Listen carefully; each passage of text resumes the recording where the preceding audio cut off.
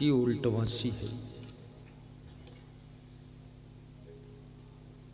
भक्ति के महत्व को कबीर साहिब समझा रहे हैं कि संतों भक्त सतो गुरुवानी।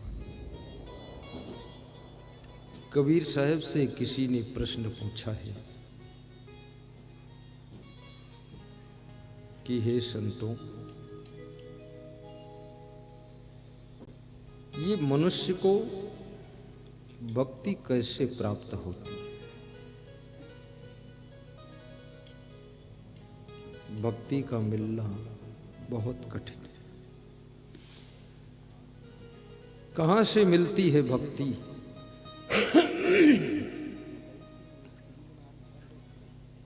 और भक्ति मजबूत कैसे होती?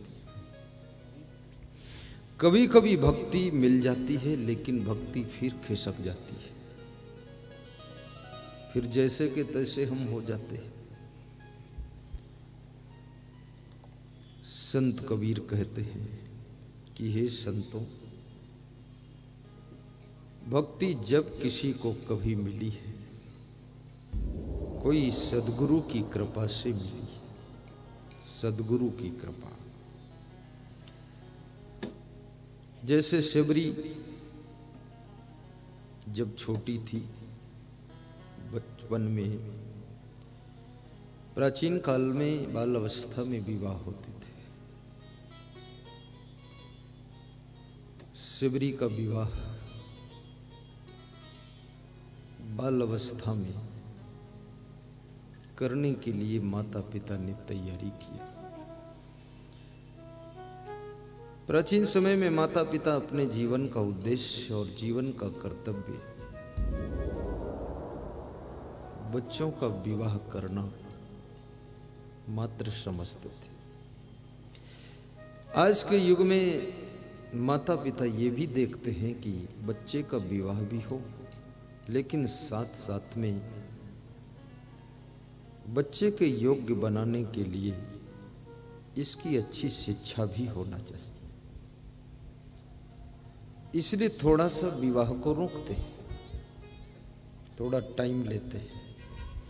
विवाह में देर करने का और कोई कारण नहीं है। और कितने बच्चे इस बात को समझते नहीं हैं तो जल्दबाजी में ऊट पटांग ढंग से विवाह कर लेते हैं। फिर लव मैरिज, कोर्ट मैरिज, मंदिर मैरिज, भागम भाग मैरिज, बेवकूफिक मैरिज। लेकिन ये जो आपके माता पिता इतना लंबा डिस्टेंस ले रहे हैं, उसके पीछे उद्देश्य है कि तुम इस पीरियड में शिक्षित बन जाओ, योग्य बन जाओ। क्योंकि विवाह के बाद बहुत जिम्मेदारियां प्रारंभ हो जाती है। विवाह के बाद बच्चे भी जन्म लेते हैं, फिर उनको संभालना।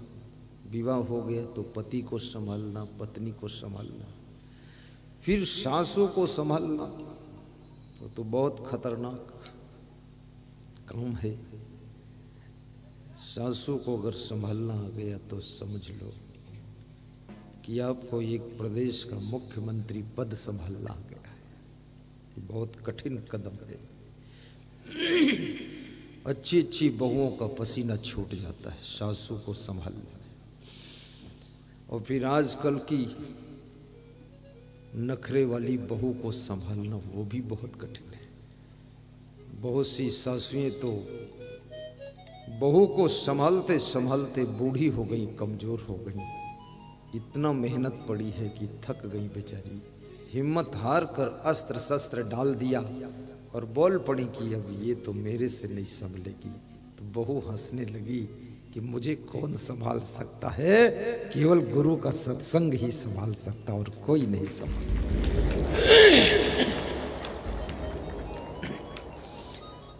और इस दुनिया के अंदर संभलना और संभालना ये दोनों बातें महत्वपूर्ण है। समझना और समझाना ये दोनों बातें महत्वपूर्ण है। संभलना और संभालना, दूसरों को वही संभाल सकता है। कौन? जो पहले खुद को संभाल सकता है। और जिसने खुद को संभाल लिया है उसके लिए दूसरों को संभालना बाएं हाथ का खेल हो जाता है। जो खुद को नहीं संभाल पाता है और दुनिया में किसी को फिर संभाल नहीं पाता है। इसलिए अगर दुनिया में संभालना चाहते हो कुछ व्यवस्था को, परिवार को, समाज को, आश्रम को, सिस्टम को, पार्टी को, राजनीति को, देश को, तो पहले खुद को संभालो, फिर तुम्हारे अंदर सबको संभालने की शक्ति पैदा हो।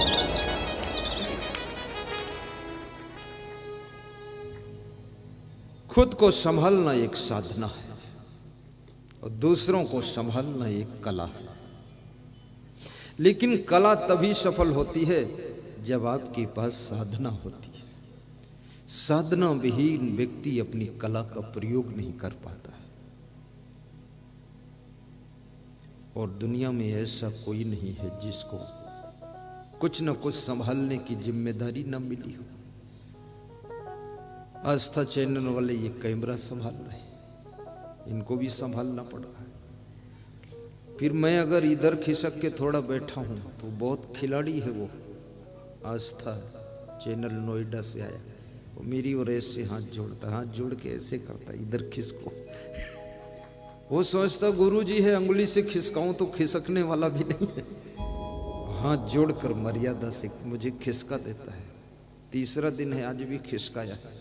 वो शुरू दिन से ही इधर उधर, क्योंकि बिल्कुल सेंटर पर बैठना पड़ेगा, वो मेरे को भी संभालता है। और याद रखना, दूसरे की उचित और सही बात को जो मान लेता है वह व्यक्ति सफलता की चोटी पर चढ़ करके मुस्कुराता है। और जो अहंकार के वशीभूत होकर के दूसरों की अच्छी सच्ची और सही बात को भी नहीं मानना चाहता है, वो हमेशा असफलता के कुंड में गिरता है और कभी सफल नहीं होता। आपकी जिंदगी में सबसे अच्छी बात करने वाला कौन है? सबसे अच्छी बात करने वाले आपके लिए आपके माता पिता है। दूर का कौन अच्छी बात करेगा? और मीठी मीठी बातें करने वाला कौन है? वो आपके मित्र लोग भी होते हैं। और मित्रों में भी कुछ ऐसे मित्र होते हैं जो आपको कभी कभी कठोर बोलते हैं और कह देते हैं आप गलत कर रहे हो, ये बात ठीक नहीं है। और वही सच्चा मित्र है जो पापान निवार्यत योजयते हिताय गोह्यम निगोहत गुणान प्रकटी करोति आपद गतम च न जहाते जदाति काले सन मित्र लक्षणदम प्रविदंत संता। सोई हित बंधु मोहि भावे जात कुमारग मार्ग लाभ। जैसे अभी हमारे श्री लखनलाल सिन्हा जी आयोजक कह रहे थे कि हमारा मित्र मंडल यहां बहुत है। क्यों है मित्र मंडल? क्योंकि वो विनम्र बहुत है। क्यों इतना बड़ा मित्र मंडल है? क्योंकि वे खुद ही बहुत अच्छे व्यक्ति हैं। उनके मित्र मंडल के लोग जितने हैं वे सभी बड़े प्रेमी, जिम्मेदार, महान, बुद्धिमान। यहाँ की नगर पालिका अध्यक्ष भी उनके परम मित्रों में से, और उसकी पत्नी रेखा रानी है। सब यहाँ डटे हुए हैं। खड़ी हो जाना रेखा। रेखा को किसने देखा? कहाँ है रेखा? रेखा कहीं दिखाई देती है? बहुत महीन रेखा है, सूक्ष्म रेखा। मित्र मंडल। राजेंद्र गुप्ता जी वो भी मित्र मंडल में, सारी व्यवस्था देख रहे। मित्र वह है जो अपने मित्र के उद्देश्य में सहयोग करे, उसे मित्र कहते हैं। मित्र वह नहीं है जो मुंह के सामने मीठी मीठी बातें करे और पीछे हमारे उद्देश्यों को बिगाड़ता रहे, वो मित्र नहीं है, वो मीठा शत्रु है। परोक्षे कार्यहंतारम प्रत्यक्षे परिवादिनम वर्जे तादृशम मित्रम विस्कुंभम पयो मुखम। चाणक्य कहते हैं विष से भरा हुआ घड़ा हो और उस घड़े के मुंह के पास में दूध भरा हो। दूध दिख रहा है लेकिन दूध के नीचे घड़े के अंदर विष ही विष भरा हुआ है, वो विष दिख नहीं रहा। यदि उस दूध को देख करके, दूध को समझ करके तुम पी लोगे तो विष पी जाओगे। चाणक्य कहते हैं, ऐसे जो केवल मुंह से मीठा बोलता है, लेकिन जिस मित्र के अंदर विष भरा हुआ है उसको ऐसे ही त्यागना चाहिए जैसे दूध से, जैसे विष से भरे हुए घड़े को त्याग किया जाता है, ऐसे उस मित्र को त्याग करना चाहिए।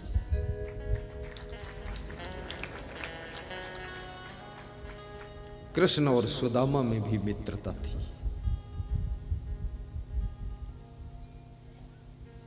और कृष्ण सुदामा की मित्रता का चित्रण भी बड़ा विचित्र ढंग से किया गया है कि अरे द्वारपालो कन्हैया से कह दो, द्वारे सुदामा गरीब आ गया है।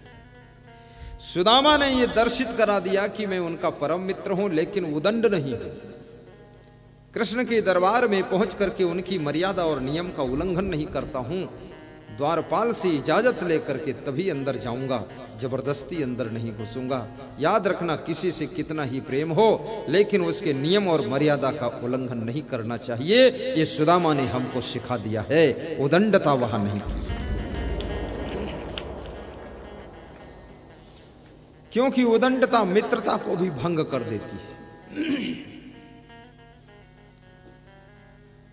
नियम को तोड़िए मत, मर्यादा के खंड खंड मत कीजिए।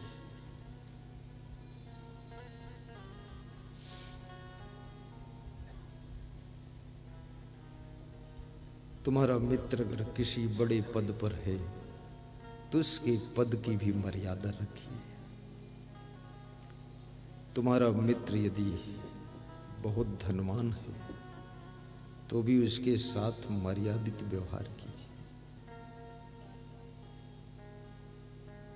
और तुम्हारा मित्र यदि बहुत ज्ञानी है तो उसे धन्यवाद भी दीजिए और उसके ज्ञान को भी सुनिए। उत्तर प्रदेश में 2 शिक्षक साथ साथ एक ही स्कूल में पढ़ाते थे, तो जो प्रधानाचार्य था वो गाता अच्छा था और जो उसका सहायक शिक्षक था वो प्रवचन अच्छा करता था। और मैं उस समय ट्रेंड हो रहा था, पूरा ट्रेंड नहीं हुआ था, तो मेरे सत्संग में दोनों आए और मैं प्रेम सबसे कर देता हूँ। तो मैंने कहा, मास्टर चंद्रभाल जी कुछ सुनाओगे भजन? बोले, एक भजन सुना दूंगा। मैं प्रिंसिपल हूँ, लेकिन मेरा मित्र है, सहायक शिक्षक है राजेश वर्मा, इसको जो है थोड़ा प्रवचन का मौका दे देना। तो उन्होंने एक भजन सुनाया और सहायक शिक्षक ने थोड़ा प्रवचन सुनाया।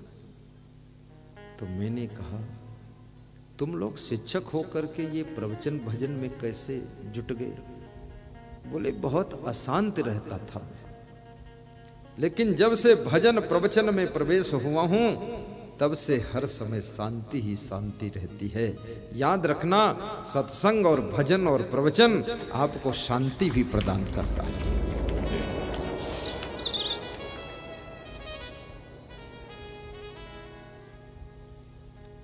यदि अपने घर में तुम 2-3 भजन गाओ शाम को, पति पत्नी बेटा बहू मिलकर, थोड़ा मंजीरा उंजीरा बजाकर, खंजड़ी वजड़ी बजाकर गाओ, तुम्हारे घर में कलह कलेश कम होगा।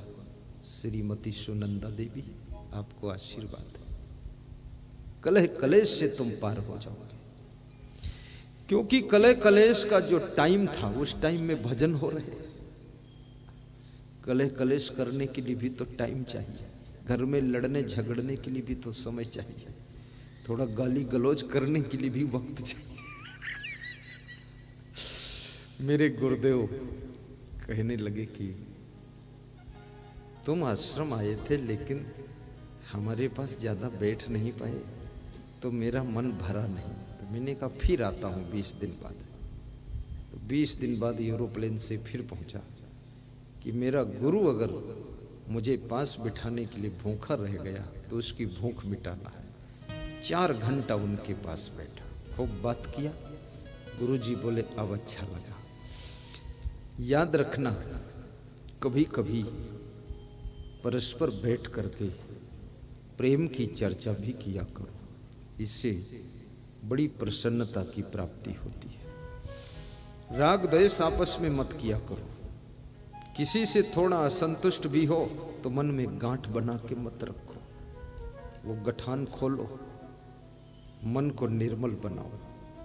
राग द्वेष वियुक्त विषयान इंद्रिय शरण आत्म वशैर विधे आत्मा प्रसादम अधिगच्छति।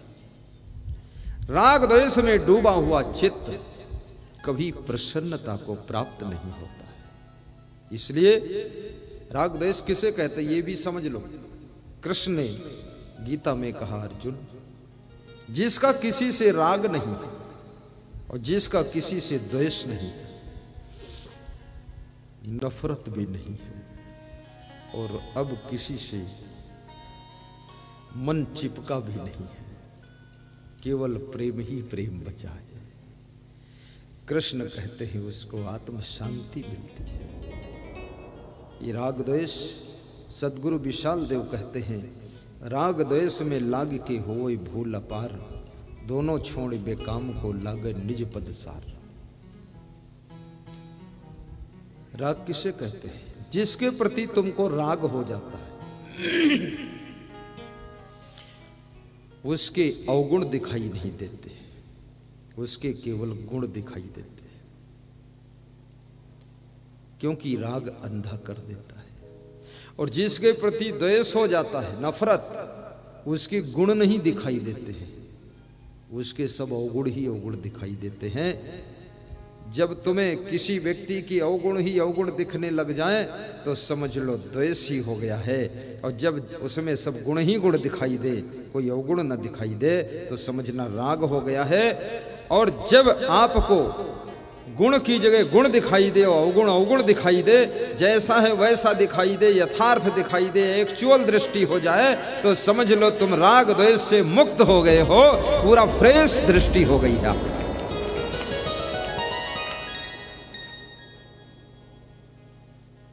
जहां मोह हो जाता है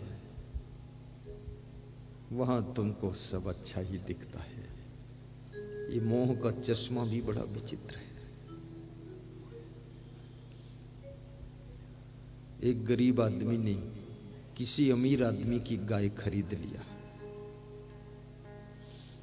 अमीरों का सामान सोच समझकर खरीदना चाहिए, क्योंकि अमीर आदमी तो होता है, लेकिन अमीर आदमी की गाय भी अमीर हो जाती है, वो गरीब गाय नहीं।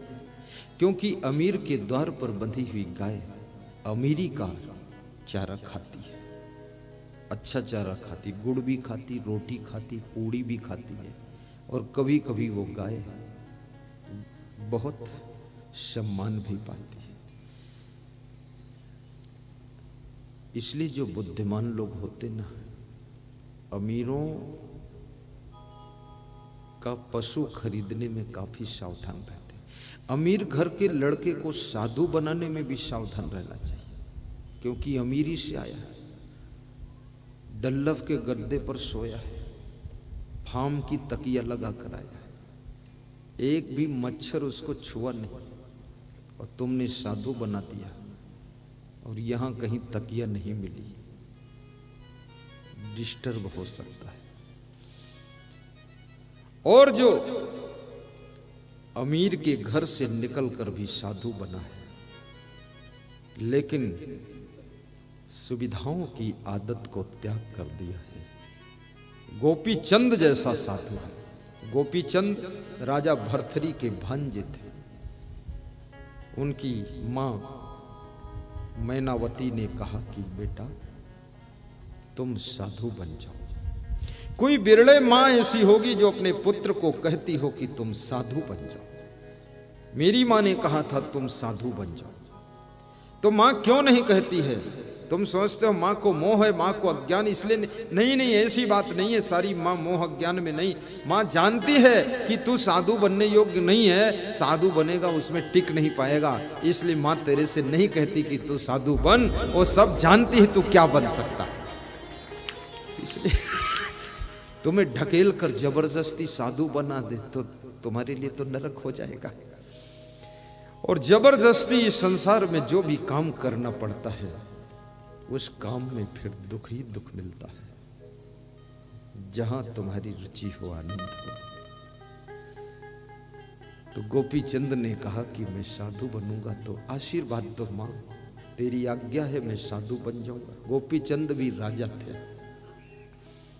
भर्तृहरि भी राजा थे, साधु बन गए थे। महात्मा बुद्ध भी राजा थे, साधु बन गए थे। स्वामी महावीर राजा थे, जैन धर्म के 24वें तीर्थंकर साधु बन गए, राजपुत्र थे। जैन धर्म के 24 तीर्थंकर सब राजघरानों से आए थे, साधु बन गए थे। किसी को यह भी नहीं समझना चाहिए कि जिनके घर में खाने को नहीं वो साधु बन जाते। खाने को नहीं, तुम्हारे जैसे वहां कर्मचारी काम करते हैं वो भी साधु बन जाते हैं। तुम फालतू बात मत करो। कुछ लोग सोचते ये साधु, हाँ कुछ ऐसे भी होते हैं जो खाने के लिए भी बनते हैं, बात वो भी ठीक है। कुछ है परसेंटेज 10% वो भी है। कई मॉडल के साधु होते हैं। कुछ तो ऐसे लोग भी साधु बनते जिनके बेटे खूब कूटते हैं, पीटते हैं, तब साधु बनते। हाँ, कुटाई पिटाई होकर आए हैं, साधु बन गए। कुछ तो ऐसे साधु बनते हैं जिनकी पत्नी खूब ठोंक ठाक के ढकेल ढकाल के निकल गए, साधु बन गए। कुछ ऐसे भी साधु बनते हैं जो घर को पूरा डुबा दिया, बर्बाद कर दिया, अब फिर लिए कमंडल घूम रहे और गुरु के पास पहुंचते हैं और कहते हैं गुरु जी गुरु मंत्र दे दो, तुमको भी बर्बाद करके दिखा दूंगा घर तो बहुत नालायक लोग हैं। कई मॉडल का साधु होता है। तो गोपी चंद ने अपनी मां से कहा कि मां साधु बनूंगा तो कुछ आशीर्वाद भी दे दो। तो मां ने कहा हमेशा महलों में रहना बेटा, महल में रहना, सुरक्षा के घेरे में रहना। बोले साधु में कहाँ सुरक्षा, कहीं जंगल, कहीं बगीचा, कहीं ये गांव, कहीं वो गांव। मां ने कहा बताऊंगी तेरे को। और मां ने कहा रोज हलवा और पूड़ी खाना, सिमई और खीर खाना। बोले माता जी ये साधु लाइन में तो संभव नहीं कि रोज हलवा पूड़ी, कहां मिलेगा ये। बोली अभी तुझे बताती हूं। और मां ने कहा कि बेटा अपने गुरु के पास में रहना, अहंकार छोड़ देना। बातें सुन करके मां समझाती है कि बेटा साधु संतों के घेरे में रहना, संत मंडली के साथ में रहना, अपने गुरु की सिक्योरिटी में रहना, साधु संतों का घेरा, साधु संतों की जमात ही तुम्हारे लिए सुरक्षा गार्ड का काम करेगी। इधर उधर अकेले मत घूमना, तो तुम्हारे वैराग्य रूपी धन की रक्षा रहेगी।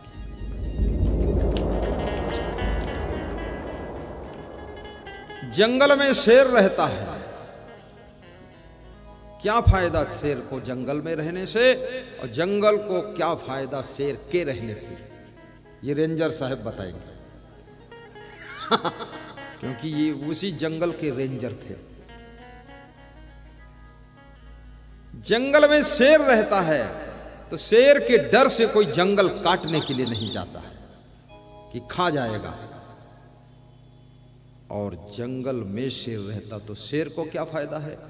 जब शेर को कोई मारने भी जाता है तो शेर उसी जंगल में भाग करके छिप जाता है, तो शेर की भी जिंदगी बच जाती है। शेर की रक्षा जंगल से होती है और जंगल की सुरक्षा शेर से होती है।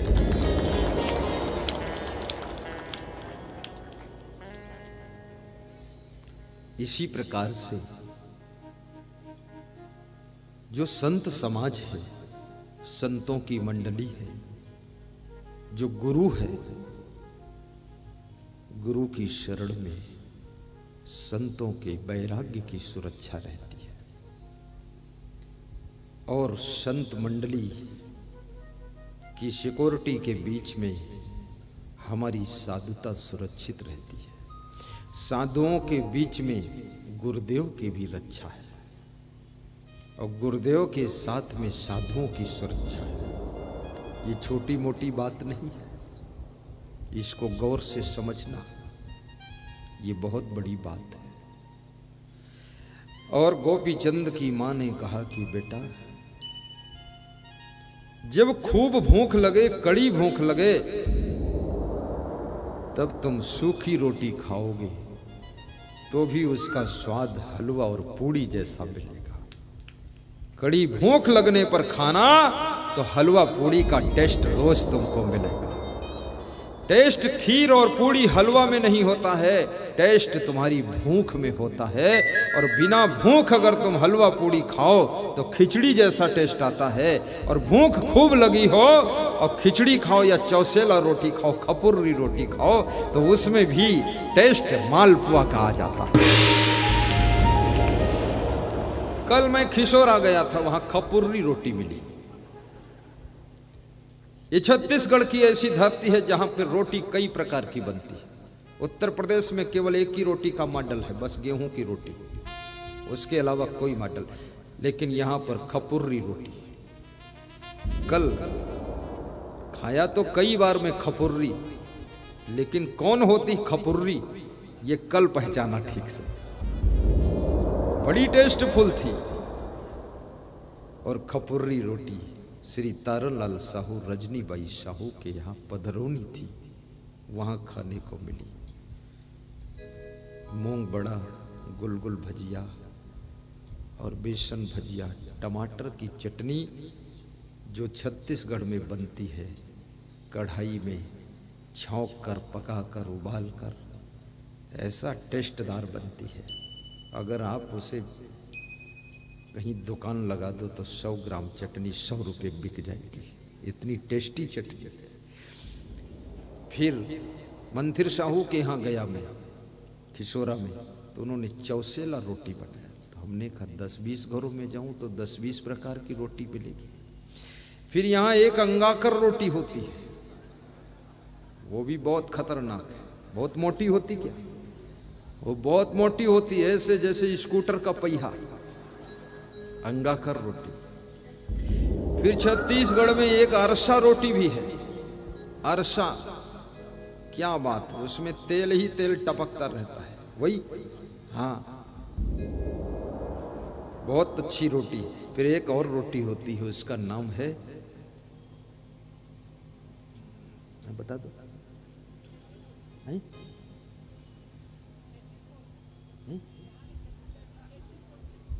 ठेठरी खुरमी, ठेठरी खुरमी।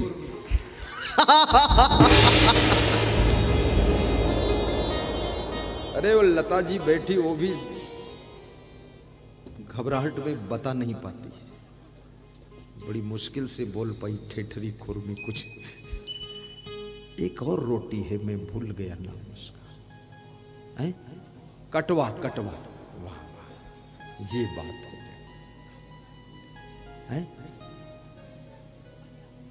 गुलगुल भजिया, ये छत्तीसगढ़ की, ये छत्तीसगढ़ में ही ये चीजें मिलेंगी। अंगाकर रोटी, अरसा रोटी, चौसेला रोटी, खपुर्री रोटी, और एक और है मुठिया, मुठिया रोटी। अरे मुठिया रोटी खाओ, क्या बात है। लेकिन मुठिया वाली अभी तक खाया नहीं। चलो किसी की हम मुठिया मिलेगी। ये छत्तीसगढ़ की पहचान है, इस प्रदेश की शान है। और प्रदेश प्रदेश का जलपान, स्वल्पाहार भोजन, उसमें अलग अलग आइटम होते हैं। धन्यवाद देता हूं छत्तीसगढ़ की धरती को, शुभकामना करता हूं छत्तीसगढ़ के नर नारियों को।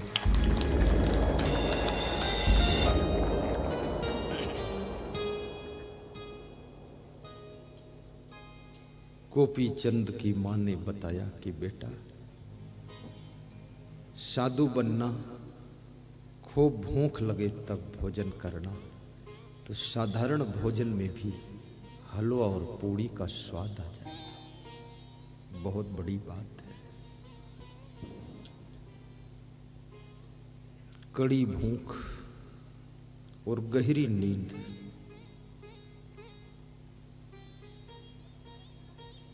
बचपन बीतने के बाद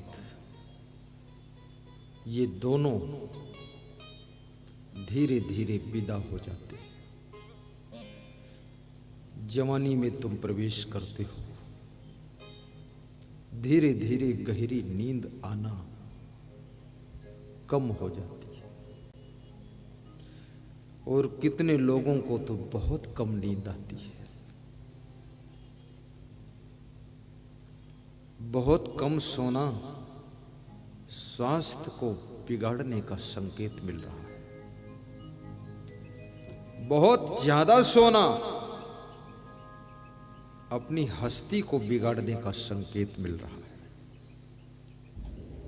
कोई 10 घंटा सोता है तो ये सोचे कि मैं बड़ा बहादुर हूं सोने में। बहादुर नहीं, तुम घर के गद्दार आदमी हो। हाँ, अरे कामचोर 10 घंटे क्यों सोता है? 10 घंटे सोने का मतलब है कि अगर हम घर में रह रहे हैं तो घर के साथ अन्याय कर रहे हैं। आश्रम में है, संत मंडली में, तो उनके साथ हम अन्याय कर रहे हैं। 10 घंटा बहुत हो गया है। और यदि 7 घंटे से कम सोते हो तो अपने शरीर के साथ तुम अन्याय कर रहे हो। ये शरीर, इसको ठीक से सुलाइए। ये बड़ा भोला भाला शरीर है, इसको ठीक से खिलाइए और ठीक से स्नान कराइए और ठीक से इसका ख्याल कीजिए। इसको रसोई घर का भट्ठी मत समझो, ये सब झोंकते रहो इसमें। ये शरीर तुम्हारा मंदिर है, इसमें आत्मा रूपी परमात्मा का निवास है। इस शरीर को कृपया संभाल कर रखिए।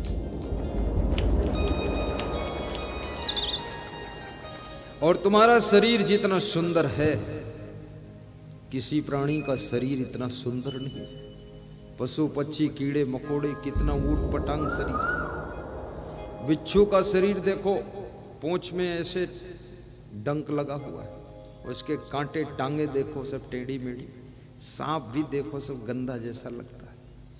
लेकिन मनुष्य का शरीर कितना सुंदर है। सुंदर का मतलब सुंदर, और क्या मतलब? फालतू बात है। बहुत अच्छा शरीर। वो एक आदमी को बहुत मजा आया कि गुरुदेव वैसे मजा कर देते। सच बात है। और इतना बुद्धिमान हो तुम। ये डोम किसने बनाया है? तुम जैसे मनुष्य ने ही तो बनाया है।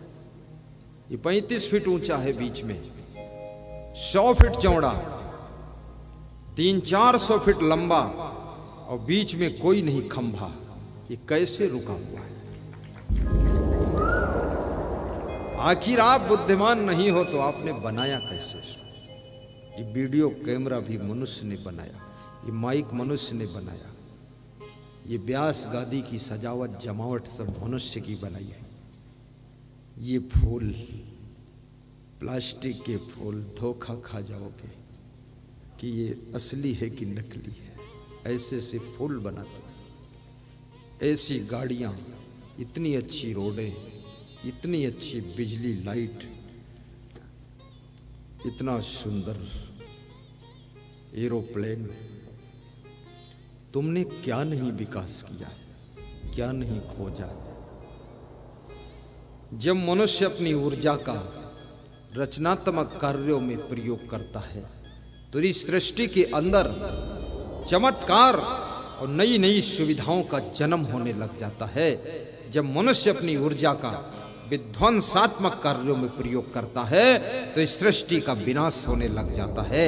इसलिए याद रखना, अपनी ऊर्जा रचनात्मक सृजनात्मक कार्यों में खर्च कीजिए, पॉजिटिव कार्यों में खर्च कीजिए। आप नेगेटिव कार्यों में ऊर्जा मत खर्च करिए। बहुत बुद्धिमान हो तुम। अपने घर को भी सुंदर सजाया करो, द्वार पर रंगोली बनाया करो, शाम होने पर एक दीपक जलाया करो। इससे पता चल जाएगा, क्या पता चलेगा कि तुम मनुष्य हो।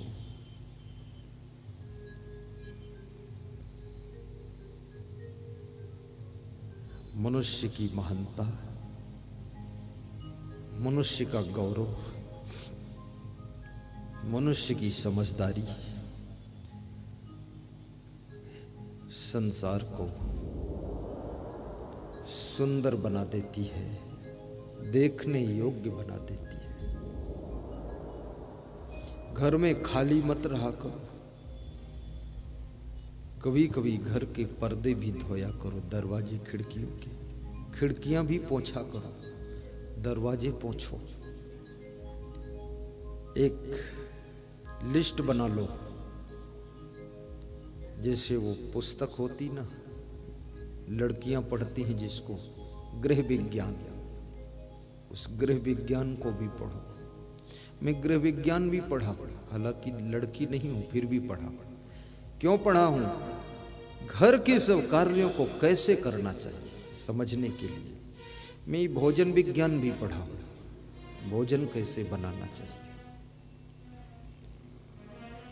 और जितना ज्यादा आपको ज्ञान होगा उतना ज्यादा आपका सम्मान होगा, और ज्ञान का जितना ज्यादा तुम प्रयोग करोगे उतना ज्यादा तुम्हारी जिंदगी में विकास होगा। कई बार ज्ञान तो बहुत लोगों को होता है, लेकिन अपने ज्ञान का प्रयोग नहीं कर पाते हैं लोग। ज्ञान का प्रयोग करने के लिए गम खाना जरूरी है, सहनशीलता जरूरी है, परिश्रम जरूरी है, दृढ़ संकल्प प्रण प्रतिज्ञा लेकर के कार्य करना शुरू करना जरूरी है। और जो लोग अपने योग्यता का प्रयोग करना चाहते हैं उनको सबसे तालमेल बिठाकर रखना भी जरूरी है। अकेले कोई योग्यता का प्रयोग नहीं होता। जैसे मैं प्रवचन करने की योग्यता मेरे अंदर है, लेकिन आप सुनने वाले ना हो तो प्रवचन की योग्यता का प्रयोग होगा? नहीं होगा। ये वीडियो शूटिंग करने वालों में शूटिंग करने की योग्यता है, लेकिन अगर कोई प्रवचन ही करने वाला नहीं तो शूटिंग किसकी करेंगे? इनको मिलना भी तो चाहिए। और तुम्हारे में प्रवचन सुनने की योग्यता है, श्रद्धा है कि मैं सुनूंगा, लेकिन कोई सुनाने वाला ना हो तो क्या सुनोगे तुम? कैसे सुनोगे? इसलिए सुनने वाला और सुनाने वाला और वीडियो शूटिंग करने वाला, इनको सबको आपस में तालमेल बिठाना चाहिए, तभी अपनी अपनी योग्यता का प्रयोग करो। कितने लोगों को गुस्सा बहुत आती है, गुस्सा के कारण किसी के साथ में सिटिंग ही नहीं बैठती है। रोटी बना रहे हैं, कोई दूसरा रोटी बेलने चला गया कि मैं बेल देता हूँ, लोई बना देता हूँ। बोले नहीं नहीं तुम हटो, तुम्हारा काम नहीं, तुम टेढ़ी बेलते हो रोटी। अरे टेढ़ी 2-4 दिन टेढ़ी बेलेगा, फिर गोल भी हो जाएगी, और टेढ़ी होगी तो तोड़कर ही तो खाना, तो फर्क क्या पड़ेगा? ट्रेनिंग चल रही ना, सीखने दो थोड़ा टेढ़ी मेढ़ी। कोई रोटी सेकने के लिए गया, ला मैं सेक दूं, नहीं नहीं तुम नहीं, तुमसे रोटी थोड़ा जल जाती है। अरे 2-4 दिन जलेगी, फिर ठीक भी हो जाएगी। तालमेल बिठाओ, उनके साथ अपनी सेटिंग बिठाओ। मैं तो बहुत लोगों के साथ तालमेल बिठा लेता हूँ, और बुद्धू से बुद्धू को भी कुछ न कुछ सिखा देता हूँ। हमारे पास में बहुत बुद्धिमान संत भी है, कुछ मीडियम बुद्धि का है, कुछ थोड़ा कम बुद्धि का है, और कुछ बिना बुद्धि का भी रहता है। बिना बुद्धि का भी रखता हूँ, क्योंकि कुछ काम ऐसे भी संसार में हैं जो बिना बुद्धि वाले, ज्यादा बुद्धि होगा तो कर ही नहीं पाएगा। तो कुछ ऐसे भी कम बुद्धि, अब मैं थोड़ा उसको बुद्धू बनाया हूं, पहले से ही कम बुद्धि है, तो जैसी बुद्धि वैसा कार्य, बस सेटिंग चालू। सबके साथ तालमेल बिठाओ, हिल मिल कर काम करना सीखो, मधुमक्खियों से हिल मिल करके कार्य करना सीखो, चींटियों से मिलजुल कर कार्य करना सीखो। 10,000 मधुमक्खी एक छत्ते पर आराम करती है, और 10 आदमी एक घर में आराम नहीं कर सकते। बेटा जवान हो गया, बहू आ गई, बूढ़े माँ बाप को घर से निकालकर वृद्धाश्रम में डाल दिया।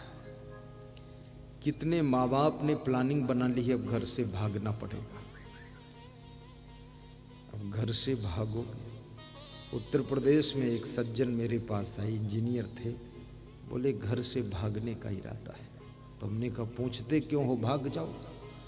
बोले पूछता इसलिए हूँ कोई गुंजाइश हो तो कंट्रोल करो आप।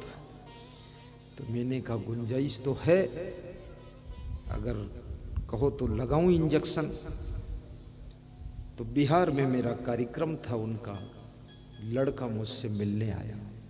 तो लड़के को मैंने परिक्रमा करते समय समझाया, हमने कहा तुम सावधान हो जाओ, अपनी ऐंठ छोड़ दो, कठोर बोलना छोड़ दो, माँ बाप को तर्क वितर्क करना छोड़ दो, उनकी बात काटना छोड़ दो।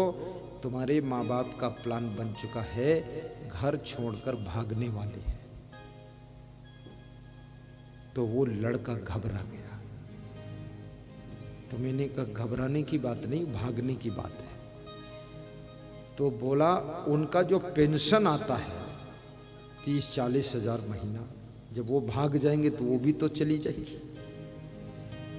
तो हमने कहा संभालो अपने माँ बाप को, ज्यादा बात मत लड़ाओ। तो लड़का मेरे सामने हाथ जोड़ा, बोला मैं कसम खाता हूं मैं पापा को कुछ कहूंगा ही नहीं। तो हमने कहा बस जय बजरंगबली, और निकल आई एक गली। 1 महीने बाद उनके पापा मिले तो मैंने पूछा क्या हाल है। बोले सब मैटर ठीक ठाक चल रहा है, बेटा नॉर्मल हो गया है, बहू पहले से देवी के समान थी। कभी अपने पापा को इतना तंग न करो, घर छोड़कर निकलना पड़ेगा, वनवास मत दो, सासू को इतना हैरान मत करो कि कोने में बैठकर रोने का काम करे। बहू के आने के समय सासू की खुशियों का ठिकाना नहीं था। बहू की जिम्मेदारी है, तुम्हारे आने में उसको खुशी थी तो तुम्हारे साथ रहने में सासू को बहुत बड़ी खुशी मिलनी चाहिए, पीड़ा नहीं मिलनी चाहिए।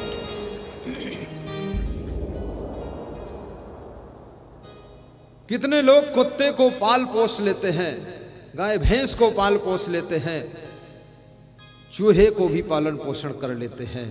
धिक्कार है उन लोगों को जो अपने माँ बाप और सास ससुर का पालन पोषण नहीं कर पाते हैं।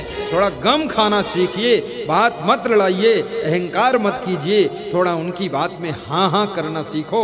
जी सर कर दो तो क्या फर्क पड़ेगा, सर सर सर, अपना काम सब सफल, पूरा माल छको। नम्रता की वाणी माँ बाप को गदगद कर देती है और मधुर हाथों की सेवा सास ससुर को प्रसन्न कर देती है। 2 शब्दों में बहू के माँ बाप की प्रसन्नता, बहू के माँ बाप की प्रशंसा, सराहना बहू के दिल को आनंद से भर देती है। यदि आप चाहते हैं मेरी बहू मुझसे खुश रहे, प्रसन्न रहे, प्रभावित रहे, तो बहू के ऊपर आप कोई निशाना मत लगाइए, आप बहू के माँ बाप को धन्यवाद दीजिए और कहिए तेरे माता पिता महान हैं जो तुझ जैसी देवी बेटी को जन्म दिया है। भले वो चंडिका अवतार है, लेकिन बोलो इस तरह, सुधर जाएगा।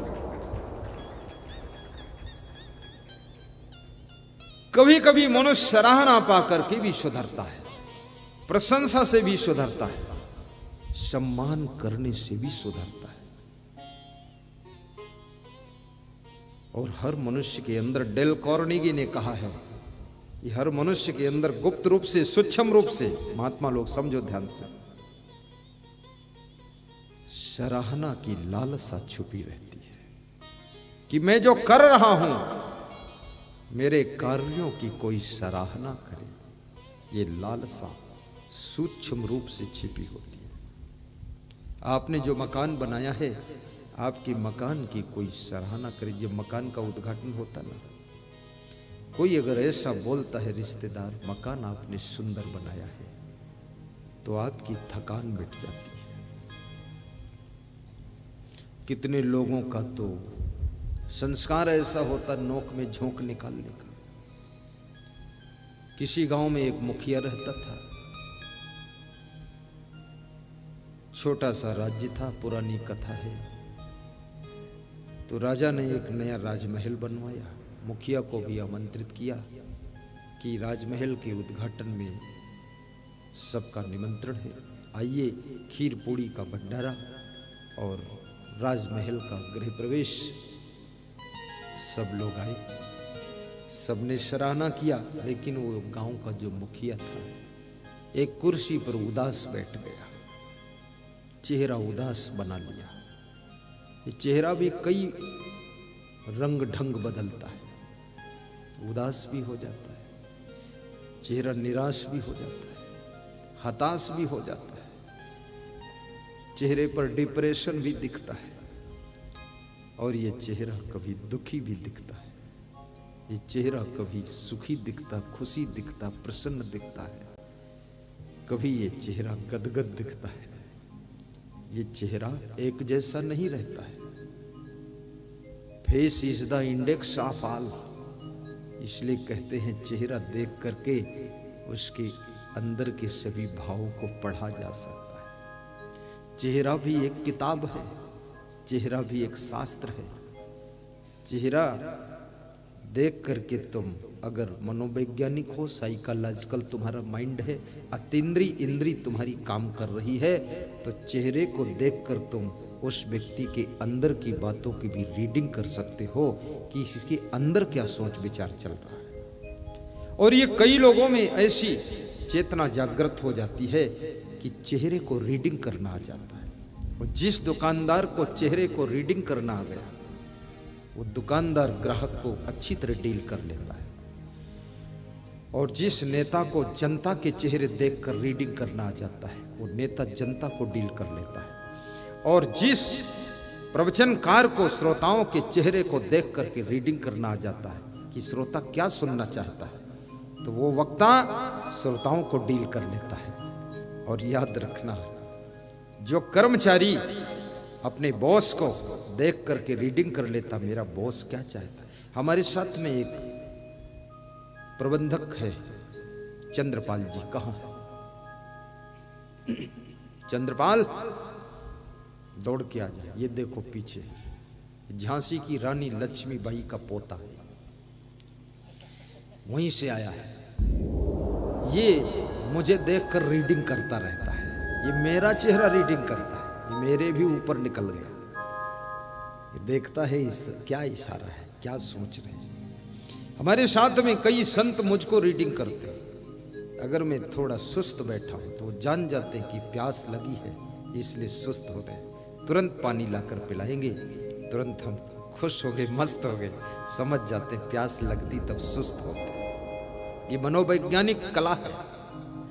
और मैं निवेदन करूंगा, जो पत्नी अपने पति के चेहरे को देखकर रीडिंग कर लेती है कि मेरे पति के अंदर दुख है, सुख है, उदासी है, क्या है, क्यों है, कारण क्या है, और उसको समझ करके फिर वो उसका इलाज करती, ट्रीटमेंट करती, उसी तरह की वाणी व्यवहार करती, बर्ताव करती है, तो वो पत्नी अपने पति को उदासी से, निराशा से खींचकर पार कर लेती है और उसको प्रसन्नता देती है।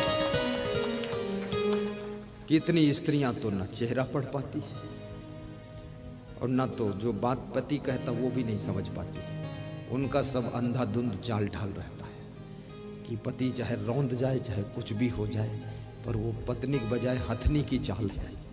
सब झोम झमाझम मस्त कलंदर, देवी जी का पहला नंबर। और कितने पुरुष भी अपनी पत्नी के चेहरे को रीडिंग करते हैं कि आज इनके चेहरे पर उदासी क्यों, सुस्ती क्यों, तुरंत जान जाते हैं, उसी के अनुसार क्रियाकलाप करते हैं।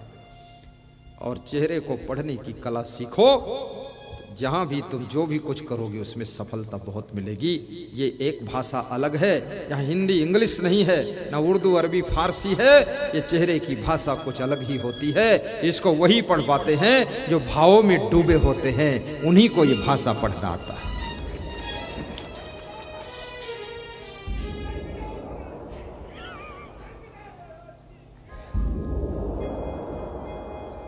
ये हमारे सब इंस्पेक्टर भोपाल मध्य प्रदेश के अर्जुन सिंह रघुवंशी हैं। ये भी हमारे चेहरे को रीडिंग करते हैं, ये समझ जाते हैं गुरु जी की इस समय इच्छा है, बाहर खड़े हो, फट से निकल जाते हैं और समझ जाते हैं इस साइड में इच्छा है, उधर खड़े हो जाते हैं। बुद्धिमान व्यक्ति है। ऐसे तुम भी बुद्धिमान बनो। व्यास गादी आशीर्वाद दे रही है। अपने बेटा बेटी के चेहरे को भी रीडिंग करो, चाल को रीडिंग करो। किसी के बैठने के ढंग से भी उसको रीडिंग किया जाता है, इस तरह से क्यों बैठा है। और हंसी मुस्कान से भी उसकी भावनाओं को रीडिंग किया जाता है। जब मनुष्य पैदल चलता है उसकी चाल से भी उसको रीडिंग किया जाता है कि इस तरह से क्यों चल रहा है। टांग टेढ़ी करके खड़ा है, आखिर टेढ़ी क्यों किया है? एक टांग टेढ़ी दूसरी सीधी, इसका मतलब क्या होता है? मैं टांग की भी रीडिंग करता हूं, लेकिन कहता नहीं हूं क्योंकि इज्जत का सवाल है। बहुत सारी रीडिंग करता हूं चीजें में, पर सब चीज कहना नहीं चाहिए। आप कितने बुद्धिमान हो, सब कुछ जान जाओ, लेकिन सब कुछ कहना नहीं चाहिए। कुछ अंदर अंदर ही पीकर खत्म कर देना चाहिए, क्योंकि दूसरों की लाज मर्यादा और सम्मान भी बचा कर रखना चाहिए।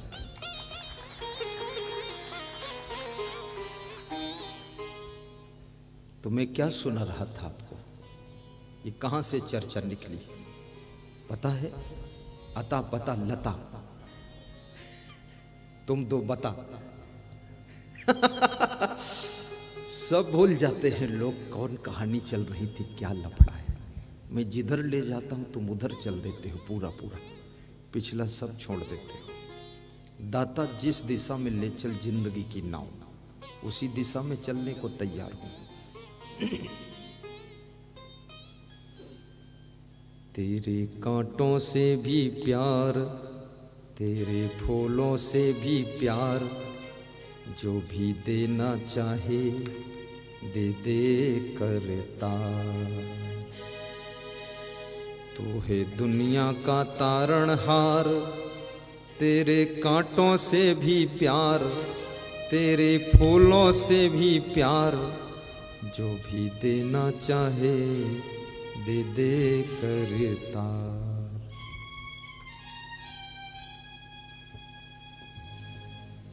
चाहे सुख दे या दुख, जो भी दो स्वीकार।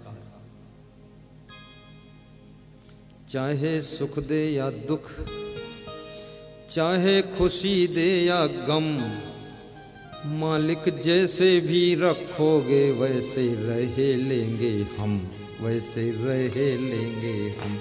मालिक जैसे भी रखोगे वैसे रह। ताली बजा के मस्त होकर, तुम चिंता मत करो, ये मत सोचो, सीरियस मत बैठो कि सीधा प्रसारण हो रहा है तो आप हंसोगे तो उसका भी तो सीधा होगा, कोई टेढ़ा थोड़े हो जाएगा। इसलिए हंसना भी चाहिए, ये ध्यान में ही मत लाओ। और ये जो बाजा बज रहा है तुम भी चिंता मत करो, तुम अपने भाव से बजाओ।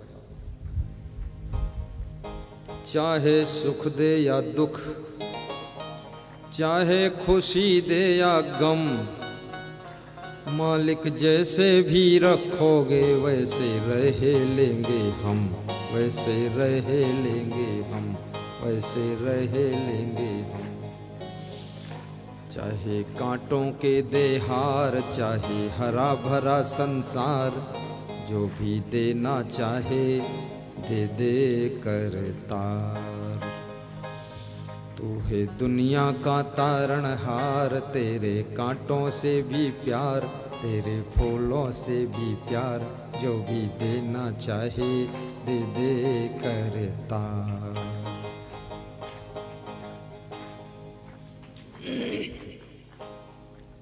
बहुत बड़ी बात, जब इस मंजिल पर तुम पहुंच जाते हो जहां कांटों को भी स्वीकार कर लेते हो, फूलों को भी स्वीकार कर लेते हो, वहां पर दुख और सुख दोनों बराबर हो जाते हैं। पीड़ा भी पीड़ा बन जाती है। आपको प्रेम के फूल तो बहुत पसंद हैं, प्रतिकूलता के कांटे आपको बिल्कुल पसंद नहीं। प्रतिकूलता के कांटों को भी स्वीकार करो।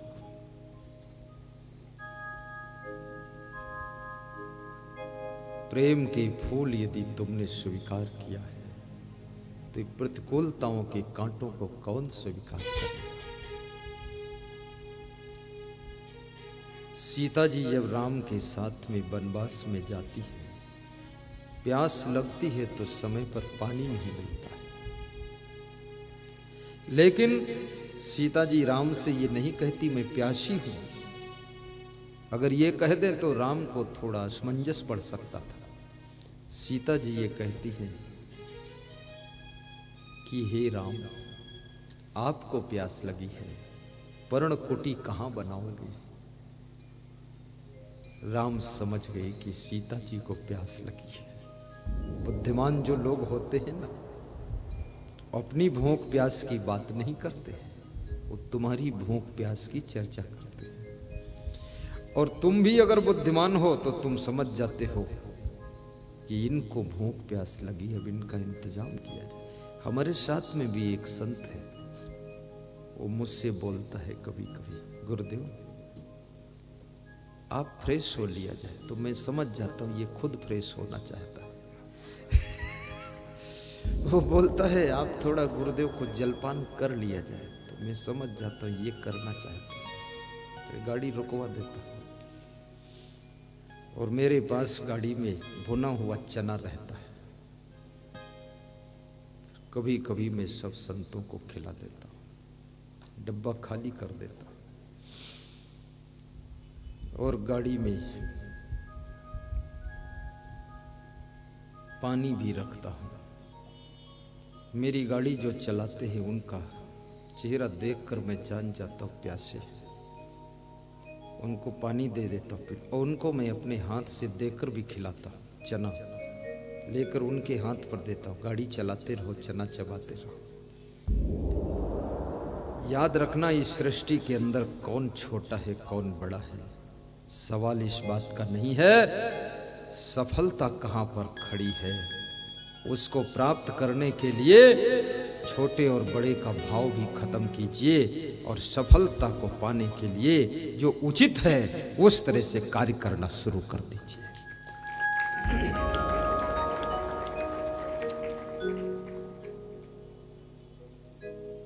साहिब बंदगी साहिब, मैं एक कहानी सुना रहा था, वो कौन सी कहानी थी, कोई याद दिला सकता है? मुखिया, हमारे पास भी 5 मुखिया बैठे, उनको याद है, अच्छी बात है। साधु,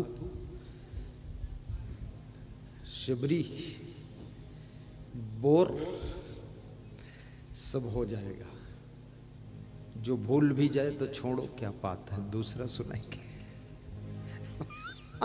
हाँ, उसका कौन सी टेंशन, तुम भूल जाओ हम भूल जाए तो कोई चिंता नहीं। जब दोनों की याद नहीं तो शिकायत भी नहीं कोई।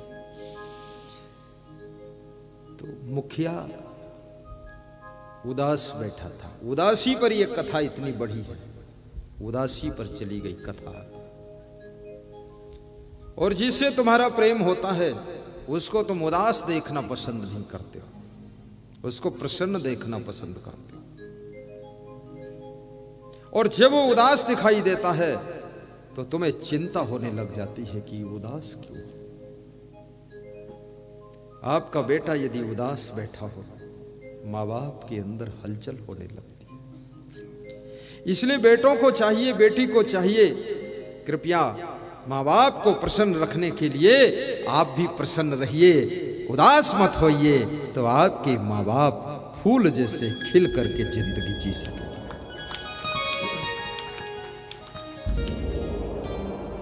हमारी आपकी खुशी और उदासी एक दूसरे से ज्वाइंट भी है। जिस पत्नी का अपने पति से बहुत प्रेम है, वो पति को हमेशा खुश देखना चाहती है। जरा सा उनको निराश देखती है, उसको चिंता हो जाती, क्या बात है, पूछने लग जाती। और जिन पत्नियों को प्रेम नहीं है वही जब देखती पति ज्यादा खुश है तो ऐसा इंजेक्शन मारती है, बेचारा दुख में डूब जाता है। कितनी स्त्रियां तो उल्टा इंजेक्शन मारती रहती पतियों, पति बेहोश पड़े हैं। मैं अपने प्रवचन से इनको होश में लाता हूं, होश में आ जाओ महाराज।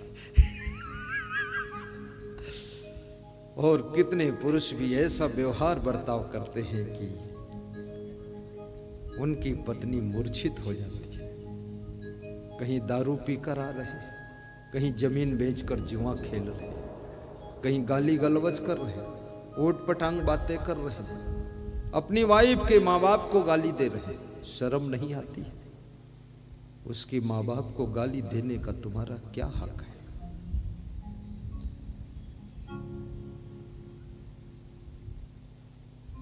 किसी सज्जन के यहाँ मेरी पधरौनी थी, तो उनके दुकान में पधरौनी थी, तो वे पति पत्नी दोनों साथ साथ आए। पत्नी का चेहरा एकदम बिखरा हुआ था। प्रणाम किया लेकिन बहुत दुखी और विक्षिप्त। तो मैं सोचा बात क्या है, क्योंकि पधरौनी में तो खुश होना चाहिए। मैं बहुत गणित लगाया कि मेरे आने से इसको इतना डिस्टर्ब हुआ, क्या हुआ है। अगर मेरे सुबह हो तो मैं गाड़ी में बैठूं निकलूं, मेरे क्या लपड़ फंसना। अंदर जब बैठे तो उसने कहा कि गुरुदेव, असली पधरौनी तब है, ये मेरा पति, इसको समझाओ। ये मेरे माँ बाप को भी गाली देता है, बहुत पढ़ा लिखा है, डिग्री होल्डर है ये, पर इसने पता नहीं ये गाली देने की डिग्री कहां से प्राप्त किया। और मेरे माँ बाप को जब गाली देते हैं मेरे पति, तो मैं इतना व्यथित हो जाती हूँ, क्योंकि पति देव को कुछ कहूं तो भी ठीक नहीं, और मेरे माता पिता की गालियां सुन करके बर्दाश्त नहीं होती हैं, तो मैं बहुत रोती हूँ, दुखी हो जाती हूँ। थोड़ा इनको बता दो कुछ। तो वो पति भी बहुत बड़ा आदमी था। कितने लोग बहुत बड़े आदमी हैं पर आदत थोड़ी गलत है। तो उसने हाथ जोड़ा, बोला आज के बाद आपको गुरुदेव सुनने को नहीं मिलेगा, आप समझाने की जरूरत नहीं, आपके सामने शिकायत पहुंच गई, ये बहुत बड़ी बात हो गई, सिर के ऊपर पानी निकल गया, हद हो गई। 1 साल बाद फिर वो मिले, तो उनकी पत्नी बहुत हंसती हुई मिली। जब फूल माला भेंट करने आई तो मैंने कहा ठीक है। बोले बिल्कुल ठीक हो गए पति जी, अब गाली नहीं देते। याद रखना, गालियां देने से तुम्हारी वाणी का तेज समाप्त हो जाता है, ओजस्वी वाणी की मृत्यु हो जाती है।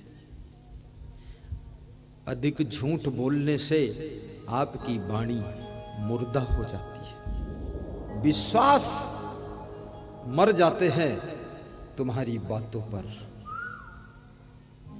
निंदा करने से वाणी प्रभावहीन हो जाती है, इसलिए वाणी का प्रयोग निंदा में भी मत कीजिए। आज वर्तमान में जो भारत देश के राष्ट्रपति हैं श्री रामनाथ कोविंद जी, उनकी अग्रज भ्राता श्री राम स्वरूप कोविंद जी कह रहे थे कि मेरे भाई में एक विशेषता है, राजनीति किया उन्होंने, चुनाव भी बहुत लड़े, शुरू से ही बहुत पढ़े लिखे हैं, लेकिन सर्विस करना पसंद नहीं किया, राजनीति में आए, पर कभी वे रिएक्शन नहीं लेते।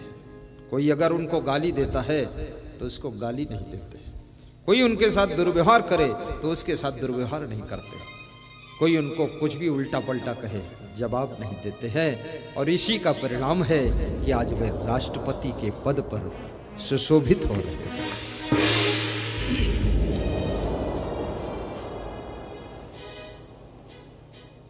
बोले उनको गुस्सा भी नहीं आती है, हाँ बहुत शांत रहते हैं। और मेरे को समझाते भी है कि मैं तुम्हारा छोटा भाई राष्ट्रपति हूं, तुम बड़े भाई हो, अब राष्ट्रपति के भाई हो इसलिए तुम्हारा भी सम्मान बहुत होगा। तुमको लोग पकड़ पकड़ कर इधर उधर घुमाते रहेंगे तो बुढ़ापे में थोड़ा आराम करना, इधर उधर मत जाना चाहता। जिसके अंदर किसी के गलत व्यवहार से भी कोई बड़ा रिएक्शन नहीं है, वो व्यक्ति बहुत महान होता है। और आपकी पत्नी आपकी अर्धांगिनी। ये पारिवारिक सत्संग थोड़ा कर रहा हूं, फिर परमात्मा का सत्संग भी करूंगा। आज परमात्मा, आत्मा, ब्रह्म, परब्रह्म थोड़ा थोड़ा बता दूंगा। ब्रह्म, उसके ऊपर पर ब्रह्म, फिर पूर्ण ब्रह्म। बहुत मॉडल के ब्रह्म भी है। मैं कभी कभी आश्चर्य में पड़ जाता हूं, अगर पूर्ण ब्रह्म है तो कहीं अपूर्ण ब्रह्म भी होगा। अगर अपूर्ण नहीं है तो पूर्ण कहना क्यों पड़ा? और क्या ब्रह्म भी पूर्ण और अपूर्ण होता है? ये भी एक संदेह की बात है। कितना शब्दों का जाल बिछाओगे? बहुत अंधविश्वास की बातें कर करके फालतू बात, लोगों को भ्रमित मत करो। ये परमार्थी अध्यात्म सीधा सरल पथ है, इसको जंजाल मत बनाओ। कितने मत पंथों में, कितने साधु संतों ने अध्यात्म के मार्ग को जंजाल बना दिया। बहुत बड़ा उसमें ढोंग ढकोसला, आडंबर, अंधविश्वास, दुनिया भर का जंतर मंतर, तंत्र, टोना टंबल, लफड़िम लफड़ा, इधर उधर सब तिकड़म बाजी बनाकर रख दिया। सिर्फ और सिर्फ खुद को ज्ञान नहीं है और स्वार्थ का प्रभाव दिखाई देता है। ये तो सीधा रास्ता अध्यात्म का है। पारक सिद्धांत सीधा पथ दर्शाता है कि तुम अजर अमर अविनाशी आत्मा। शरीर मरण धर्मा है। शरीर जड़ तत्वों से निर्मित हुआ है। शरीर की मृत्यु होती है, परंतु इस अमर आत्मा की मृत्यु नहीं होती है। इस आत्मा को जीव भी कहते हैं और इस आत्मा का स्वरूप ज्ञान स्वरूप है। आपके शरीर में ये शरीर कैसे जीवित है? ये जीव इस शरीर में है, इसलिए जीवित है। इस आत्मा का नाम जीव क्यों है? क्योंकि जीव इसलिए नाम है, ये जीव जिस शरीर में रहता है वो शरीर जीवित रहता है। इस जीव के प्रभाव से ही जीवन होता है, जीवित रहता है। जब ये जीव नहीं रहता है तो जीवन नहीं रहता है और आदमी जीवित नहीं रहता है। इसलिए इसको जीव कहा जाता है और इस जीव को ही आत्मा कहा जाता है। और ये आत्मा रूपी जीव तुम्हारे शरीर रूपी मंदिर में रहता है। इस जीव को समझो। आपके पास में आंख है, लेकिन इस शरीर में जीव ना हो तो क्या आंख देखेगी? नहीं देखेगी। तो आंख ज्ञान करती है कि जीव ज्ञान करता है? अगर आंख ज्ञान करती है, जीव की अनुपस्थिति में भी उसको ज्ञान करना चाहिए, लेकिन जीव की अनुपस्थिति में वो ज्ञान नहीं करती है। इसका मतलब जीव ज्ञान स्वरूप है। जीव जब रहता है तभी आंख ज्ञान करती है कि ये क्या चीज है। जीव जब शरीर से बाहर निकल जाता है, कान रहते हैं पर सुनते नहीं, हाथ रहते हैं पर कुछ करते नहीं, पांव रहते पर वो चलते नहीं, और जीभ रहती पर बोलती नहीं। जीव की अनुपस्थिति में ये शरीर की ज्ञानेंद्रियां कोई प्रकार का ज्ञान नहीं करती है, कर्मेंद्रियां कोई प्रकार का कर्म नहीं करती है, और ये आपका माइंड कुछ सोचता भी नहीं है, कुछ स्मरण भी नहीं है। इसलिए आपके शरीर में जो जीव है, आत्मा है, चेतन है, वही तुम हो। तुम ये शरीर नहीं हो। शरीर तो बहुत बार जन्म लिया है, बहुत बार मरा है, लेकिन तुम नहीं मरे हो। तुम फिर भी बच जाते हो क्योंकि तुम अमर हो। तुम मर नहीं सकते हो, तुमको कोई मार नहीं सकता है। ऐसा न हुआ है, न होगा, न होता है। न जायते मृते व कदाचिन नयम भूतता भविता व न भूया जो नित्य शास्तो एवं पुराणो न हन्यते हन्यमाने शरीरे वा सांस जीर्णानि यथा विहाय नमानि गृह्णाते नरोपराणि तथा शरीराणि विहाय जीर्णानि अन्यानि संयाति नमानि देहि नयनम छिन्दन्त शस्त्राणि नयनम दहति पावका न चैनम क्लेद्यन्त्यापो न शोष्यत मारुता। श्रीमद् भगवत गीता में कुरुक्षेत्र में जब भगवान श्री कृष्ण ने अर्जुन के मोह को भंग करने के लिए आत्मज्ञान कराया है, उस समय ये श्लोक बोला था। अर्जुन को समझाने के लिए 700 श्लोक का वर्णन कृष्ण करते हैं, और 700 श्लोक सुनने के बाद अर्जुन को ज्ञान हुआ है। अब ज्ञान होने के बाद युद्ध हुआ है। अब तुम भी सोचोगे कि कि ये किस मॉडल का ज्ञान है जो ज्ञान होते ही युद्ध शुरू हो जाता है। और तुमने कोई युद्ध किया नहीं तो इसका मतलब तुम्हें ज्ञान हुआ नहीं, और तुम युद्ध करो तो मतलब है ज्ञान हो गया। क्योंकि अर्जुन को जब ज्ञान हुआ तो युद्ध हो गया, और जब ज्ञान नहीं हुआ था तो अर्जुन युद्ध करने के लिए तैयार नहीं हो रहा था। तो युद्ध भी किससे करना है? तुम युद्ध कहां कर रहे हो? कौरव दल कौन है? ये अवगुणों का दल ही कौरव दल है, दुर्गुणों की सेना ही कौरवों की सेना है। याद रखना, ये दुर्योधन कौन है? ये अहंकार ही तो दुर्योधन है, अभिमान ही तो दुर्योधन है। और ये धृतराष्ट्र कौन है? या ज्ञान ही तो धृतराष्ट्र का रूप लेकर बैठा हुआ है। जिस समय तुम ज्ञान के बाणों के द्वारा दुर्गुणों के कौरव दल को, अवगुणों की सेना को मारने के लिए खड़े हो जाते हो, अर्जुन बन करके तुम कौरवों के दल का विनाश करते हो, अर्थात अभिमान रूपी दुर्योधन को, अज्ञान रूपी धृतराष्ट्र को सबक सिखाने के लिए और दुर्गुणों के दल को मारने के लिए ज्ञान के बाण छोड़ते हो। उस समय समझ लो कि तुमको बोध हो चुका है और तुम अर्जुन बन चुके हो, और तभी तुमको शांति का साम्राज्य प्राप्त होता है जब तुम दुर्गुणों के दल को मार गिराते हो।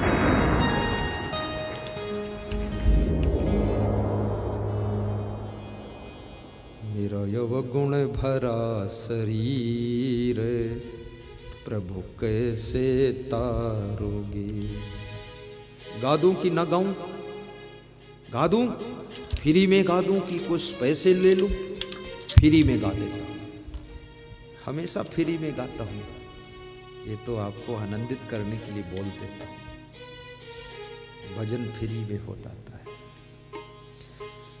मेरा अवगुण भरा शरीर प्रभु कैसे तारोगे। गाइए। मेरे अवगुण भरा शरीर प्रभु जी कैसे तारोगे। मेरे अवगुण भरा शरीर प्रभु जी कैसे तारोगे। मेरे अवगुण भरा शरीर प्रभु जी कैसे तारोगे।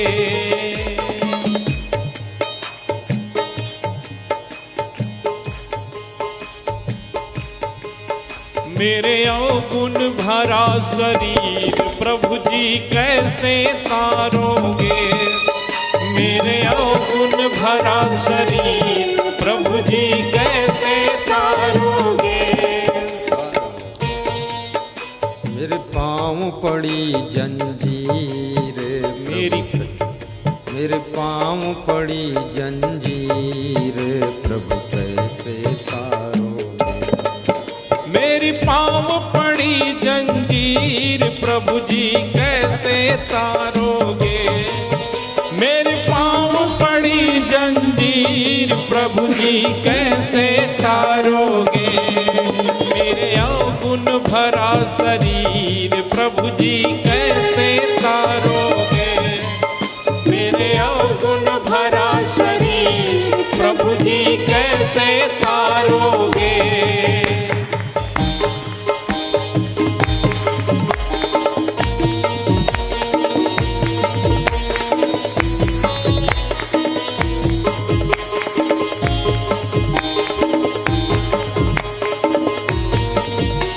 सदगुरु भगवान की जय। बस मेरे को शर्म भी लगती है बाजा में गाने सही बात बताता हूँ, मैं तो कभी गाया नहीं, तो हमें लगता है कुछ उल्टा तो नहीं हो रहा, इसलिए मैं रुक जाता हूँ, शर्मा जाता हूँ, और उसकी तरफ देखता भी कम हूँ, खतरा दिखता मुझे क्योंकि मैं तो प्लेन प्रवचन करने वाला आदमी था। आज मैं कहा था अपने प्रबंधक को, इनको आज उतार दो नीचे। प्रबंधक ने बोला कल बहुत लोगों ने पसंद किया है, वो बोले हैं ये तो हमेशा ही गुरु जी के साथ थोड़ा थोड़ा रहना चाहिए। तो हमने कहा अब क्या करूं मैं, अब इसमें भी एडजस्ट होने में 1 महीना लग जाएगा। अब ये कल चला जाएगा, ये आएगा ही नहीं दोबारा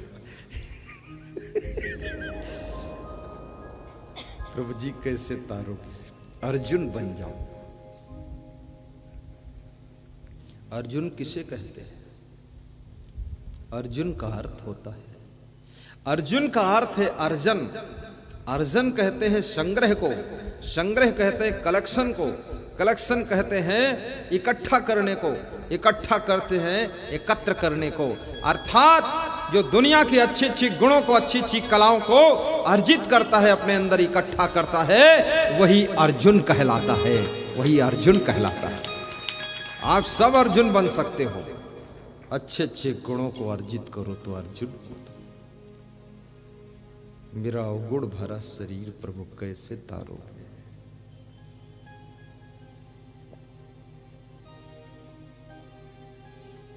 व्यास गादी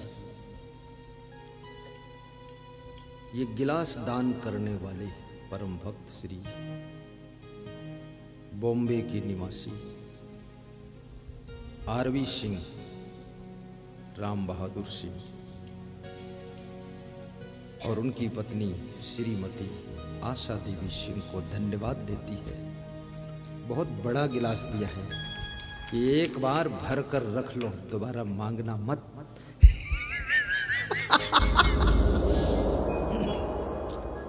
मुझे चांदी का गिलास बहुत लोगों ने दिया, लेकिन छोटा छोटा बच्चों के पीने वाला। लेकिन इन्होंने कहा कि मैं देखता हूँ बार बार झंझट होता है तो मैं चांदी का दूंगी। और ये 400 ग्राम का वजन गिलास, लुढ़क पुढ़क जाए तो पूछे फूटे ना। और आप इसमें एक बार भरो पानी, 1 लीटर आता है पूरा बोतल में। ऐसी व्यवस्था किया श्रीमती आशा देवी को। आज के समस्त श्रोताओं की ओर से बहुत बहुत शुभकामना प्राप्त। वो सुन रही है प्रवचन बॉम्बे में, बहुत बड़ी श्रद्धा है उनकी। उन्होंने कहा आपके लिए मीठा तो मैं कभी लाऊंगी ही नहीं, और खाना मत मीठा, देखना मत, खाना मना है। आपको लंबे समय तक जीना है, बीमारी मुक्त रहना है और विश्व के करोड़ों लोगों को ज्ञान देना है, इसलिए मीठा उठा बंद करो गुरुदेव। आप ये पहली महिला है जिसने हम पर ये बात कही है। तो हमने कहा लाते तो आप है, तो बोले लाऊंगी भी नहीं, अब मैं दूसरे से कहूंगी मीठा गुरु जी को मत दो। तो हमने कहा फिर भोजन पर पाबंदी मत लगा देना। तो बोली नहीं, आप हरी सब्जी खाओ, 10 प्रकार का आटा बनाकर खाओ, रोटी उसकी खाओ, और गुरुदेव आप दाल खाओ, और गुरुदेव आप थोड़ा अखरोट खाया करो, अखरोट से आपका माइंड अच्छा रहेगा। 1 बादाम खाओ, 1 काजू खाओ, ज्यादा मत खाना गुरुदेव। ये माताओं बहनों को, ये पुरुष बंधुओं को, करोड़ों लोगों को मेरे स्वास्थ्य की भी चिंता रहती है कि ये गुरुदेव स्वस्थ रहे तो इसके द्वारा करोड़ों लोगों को सत्संग मिलता रहेगा। इसलिए बहुत से भक्त लोग हमको आंवला का मुरब्बा दे जाते हैं, बोलते केला वाला सड़ जाएगा, शाम तक खराब जाएगा, कहाँ खाओगे इतना। आंवला मुरब्बा 1 रोज खाना। आंवला कैंडी दे जाते हैं कि ये खाओ। कुछ भक्त लोग हमें कोई आयुर्वेदिक दवा भी दे जाते हैं कि ये खा लेना तो इससे माइंड और अच्छा काम करेगा। दवा खाने में डरता बहुत हूँ, कहीं माइंड और बिगड़ ना जाए कुछ। लेकिन इंतजाम करते हैं। और वास्तव में स्वास्थ्य की दृष्टि से और चिकित्सा विज्ञान के अनुसार ही गुरु के खाने पीने की चीजें समर्पित करना चाहिए, क्योंकि उल्टा पलटा खाने से ही मनुष्य का स्वास्थ्य बर्बाद होता है। जो स्वस्थ नहीं रह सकता है वो जिंदगी में कुछ कर भी नहीं सकता है।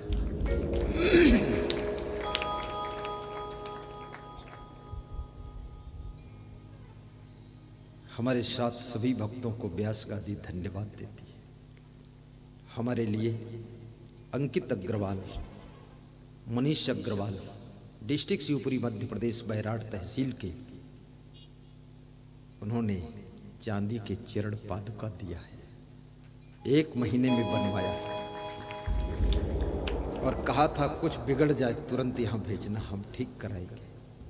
ये चरण पादुका तो मैं इनको केवल व्यास गादी पर पहनता हूँ, सोचता हूँ अन्य जगह टूट टाट जाएगा, कुछ गड़बड़ हो जाएगा। बोले पहली बार दर्शन किया हूँ, आपने मेरी जिंदगी को हीरा बना दिया तो मैं आपकी खड़ाओं को चांदी का बनाता, ऐसी श्रद्धा मेरी।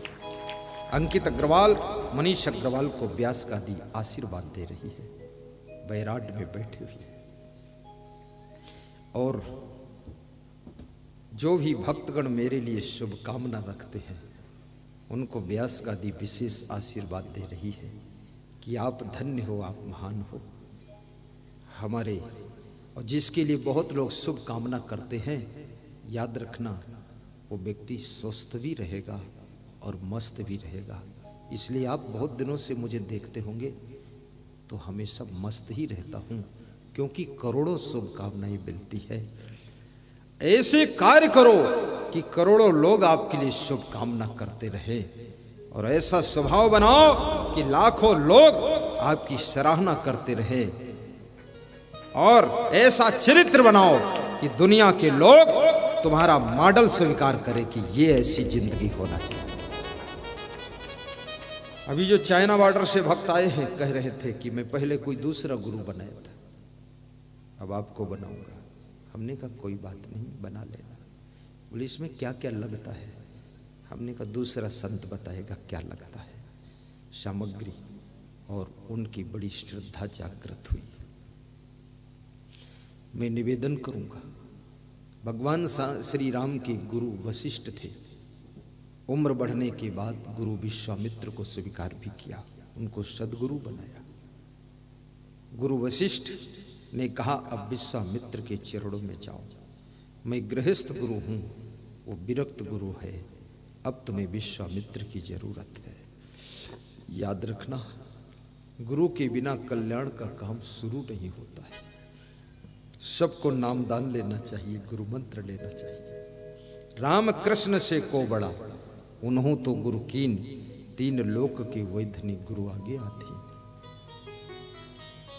गुरु नाम सुनिए, लेकिन गुरु आपका गुरु निर्मला शांता साधवो मित भाषणा काम क्रोध विनिर्मुक्ता सदाचारा जितेंद्रिया पाखंडिना पापरता नास्तिका भेद बुद्धया स्त्री लंपटा दुराचारा कृतज्ञना बकव्रतया क्रम भ्रष्टा क्षमा नष्टा निंद तरकई सुवाजना कामिना क्रोधी नष्ट हिंसा चंडा सदा सदा ज्ञान लुप्ता न कर्तव्य महापापास तथा प्रिय भ्यो भिंडो गुरु से एक भक्त्या विचारिचा। गुरु कैसा होना चाहिए यह स्कंद पुराण में शिव जी ने पार्वती को समझाया है। यस्य दर्शन मात्रेण मनसा स्याद प्रसन्नता स्वयं भूयाद भृत शांति सा भवेत परमो गुरु। ज्ञानम वैराग्यम ऐश्वर्यम यशा श्री समुदाहृतम खड्गुण ऐश्वरी तो ही भगवान श्री गुरु प्रिय। गुकारस्य अंधकारस्तृकारस्तन निरोध कृत अंधकार विनश्चित्वाद गुरु रित्य विधीयते। गुकारस्य गुणातीतो रूपातीतो रुकार का गुण रूप विहीनित्वाद गुरु रित्य विधीयते। कैसा गुरु होना चाहिए? गुरु निर्मला, गुरु निर्मल स्वभाव का साधु और साधु होना चाहिए, महात्मा होना चाहिए, त्यागी बैरागी होना चाहिए, भोगी नहीं होना चाहिए। गुरु गृहस्थी के भोग विलास में पड़ा नहीं होना चाहिए। साधु साधु हो और शांता, और जिसके अंदर शांति भी हो, प्रसन्नता भी हो, ऐसा गुरु होना चाहिए। मितभाषणा और मितभाषी हो, बकवासी ना हो, अपने भक्तों की बात को भी सुनता हो। मितभाषणा, काम क्रोध विनिर्मुक्ता, और काम क्रोध को जो बस में रखता हो। सदाचारा जितेंद्रिया, और सदाचारी हो, दुराचारी ना हो, और जितेंद्री हो, उसको गुरु बनाना चाहिए। कितने लोग कहते हैं अरे जो गुरु मिल जाए उसी को बना लो। अरे जो नाव मिल जाए उसी पर बैठ लो, पार थोड़े हो जाओगे। टूटी फूटी नाव होगी, डूब जाओगे। जो नाव पर नहीं बैठना है, जो ठीक नाव उस पर बैठना है। चार पैर वाला हर जानवर गाय नहीं होता है, और प्रवचन कथा सुनाने वाला हर व्यक्ति गुरु के योग्य नहीं होता है।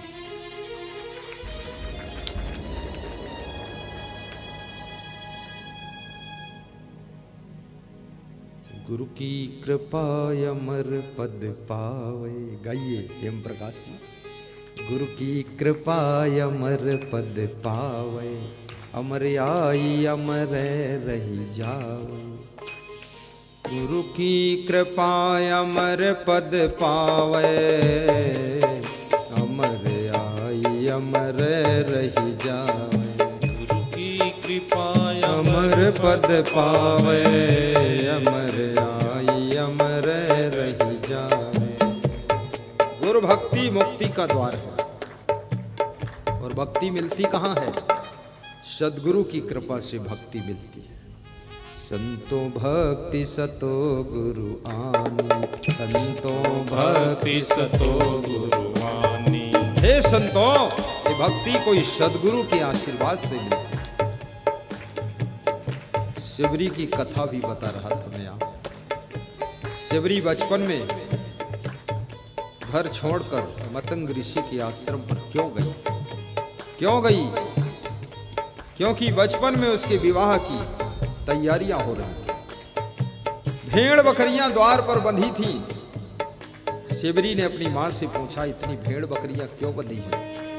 मां ने कहा, शिवरी तेरी शादी की तैयारी हो रही है।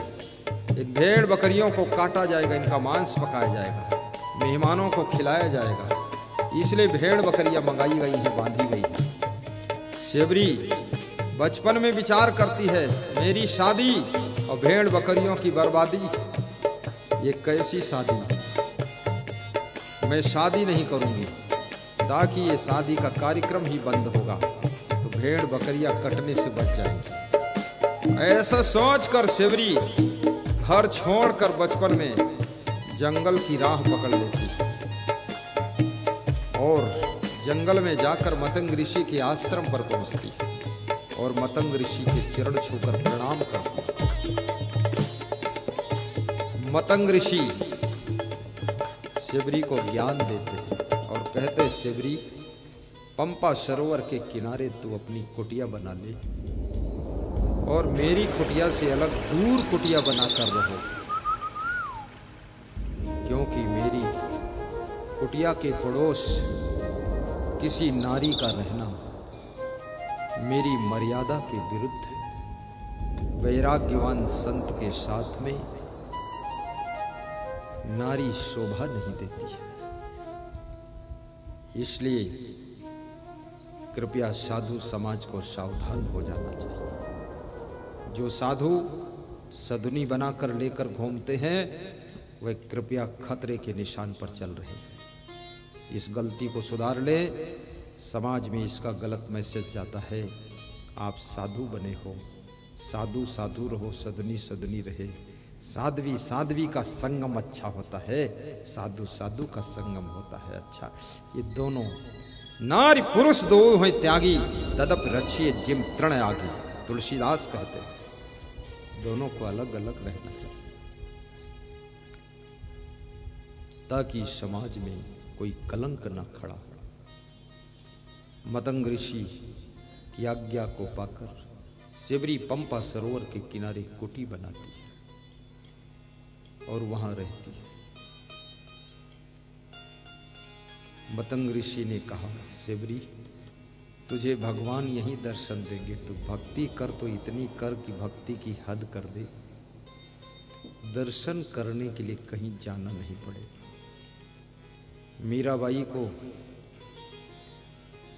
मेवा मेड़ता सिटी राजमहल छोड़कर कृष्ण के दर्शन के लिए मथुरा जाना पड़ा था, लेकिन शिवरी अपनी कुटिया को छोड़कर कहीं नहीं गई। जब आस्था परिपक्व हो जाती है तो आपके इष्ट देव स्वयं आपकी कुटिया में आकर दर्शन देते हैं। जब आस्था में थोड़ी कमी रहती है तो आपको जाकर के भी दर्शन करना पड़ता है, और आस्था जब बिल्कुल नहीं होती है तो कहीं उनका दर्शन होता भी नहीं है, कहीं दर्शन नहीं होता। अस्थि बिखरने से पहले अपनी आस्था को मजबूत कीजिए, एक दिन अस्थियां बिखर जाएंगी। और यहां पर तो बहुत लोगों के अर्थी आती है और दफनाई जाती है। चंदूलाल साहू सांसद कि पुत्र की मृत्यु के समय में आया था, उनके बेटे की लाश भी यहाँ दफन की गई थी। याद रखना, तीर्थ के किनारे इसलिए दफन किया जाता है कि तुम्हारी आत्मा तर जाए। परंतु मैं कहूंगा, तीर्थ भी दो होते हैं, जंगम तीर्थ और जड़ तीर्थ। ये जो राजिम तीर्थ है ये जड़ तीर्थ है, और जो सत्संग तीर्थ है ये जंगम तीर्थ है। और जंगम उसे कहते हैं, चलता फिरता तीर्थ जंगम तीर्थ कहलाता है। तुलसीदास कहते हैं, मुद मंगलमय संत समाजू, जो जग जंगम तीर्थ राजू। तुलसीदास ने संत समाज को चलता फिरता जंगम तीर्थ कहा है, और ये भी कहा है, तीर्थों का राजा प्रयागराज वो संतों का चलता फिरता समाज और उनका सत्संग ही तीर्थ है। और सत्संग में जो डुबकी लगाता है उसकी आत्मा तर जाती है।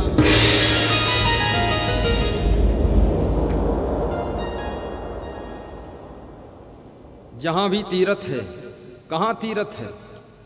जहां संत तह तीर्थ वासु, जहां राम तह अवध निवासु। जहां राम रहते हैं वहां अयोध्या बन जाती है, और जहां संत रहते हैं